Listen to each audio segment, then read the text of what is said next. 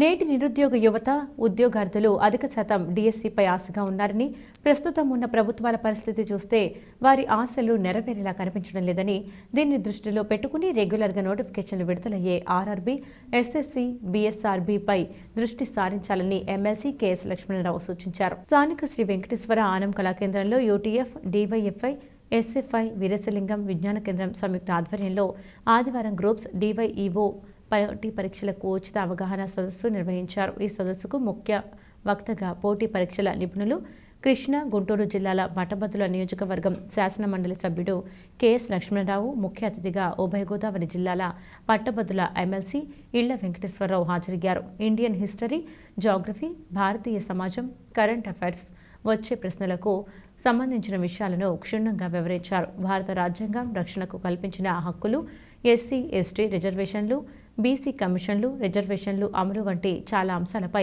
వచ్చే ప్రశ్నలను ఉద్యోగార్థులకు అర్థమయ్యేలా వివరించారు. గ్రూప్ పరీక్షలకు సిద్ధమయ్యే నిరుద్యోగులు ఖచ్చితంగా ప్రతిరోజు 1 గంట పత్రికా పఠనం అలవాటు చేసుకోవాలని, దాని ద్వారా సమాజంలో ఎప్పటికప్పుడు ఏం జరుగుతున్నాయన్న కరెంట్ అఫైర్స్, వచ్చే ప్రశ్నలకు సమాధానాలు తయారు చేసుకోవచ్చునన్నారు. 1931లో జరిగిన జనగణన ఆధారంగానే రిజర్వేషన్లు కల్పించబడ్డాయన్నారు. రీజనింగ్, మెంట్ ఎబిలిటీ, అథమెటిక్ సబ్జెక్టులపై పట్టు పెంచుకోవడం ద్వారా ఆర్ఆర్బీ వంటి పరీక్షల్లో విజయం సాధించవచ్చన్నారు. గ్రూప్స్ ప్రిలిమినరీ పరీక్షల్లో 150 మార్కులకు 90, అంతకంటే దాటిన అభ్యర్థులు మాత్రమే మెయిన్స్కు అర్హత సాధిస్తారన్నారు. అనంతరం నిరుద్యోగులకు ఉపయోగపడే స్టడీ మెటీరియల్ను ఉచితంగా అందజేశారు. కార్యక్రమంలో అరుణ్ కుమారి, షరీఫ్, రూపస్ కుమార్, అరుణ్, పవన్, విజయ్ గౌరి, రాజా తదితరులు పాల్గొన్నారు. అంటే భారత సమాజంలో ఇప్పుడు డిమాండ్ కూడా మీరు వింటున్నారు కదా, భారత సమాజంలో కులం అనేది ఒక వాస్తవం. కులం గురించి మాట్లాడితే పెద్ద సిగ్గుపడాల్సిన అవసరం లేదు. అందుకనే ఇప్పుడు లేటెస్ట్ డిమాండ్ కూడా మీరు అందరూ ఇంట్లో ఉండుంటారు, కుల గణన జరగాలి జనగణనతో పాటు. విన్నారు ఈ మాట మీరు?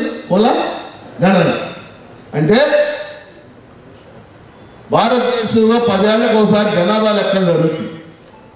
మొట్టమొదటి జనాభా లెక్కలు 1872లో జరిగింది. తర్వాత 1881, 1891, 1901, 1911, 1911, 21, 31, 41, 51, 61, 71, 81, 91, 2001, 2011, 2021 జరగ తెలుసు కదండి, కరోనా వల్ల జనాభా లెక్కలు. ఏదో ప్రశ్న మీకు రేపు అడిగడానికి అవకాశం, ప్రశ్న వస్తుంది, సమాధానం చెప్పాలి. భారతదేశంలో ఏ జనాభా లెక్కలలో కుల గణన జరిగింది? ఎవరు చెప్పారు? అయితే మీకు ఒక విషయం చెప్తాను. కొన్ని వందల ఎగ్జామ్స్లో అడిగిన ప్రశ్న ఇది.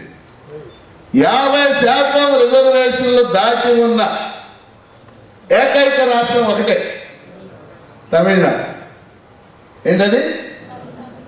తమిళనాడు రాష్ట్రంలో బ్రాహ్మణులు తప్పితే అందరూ బీసీలు.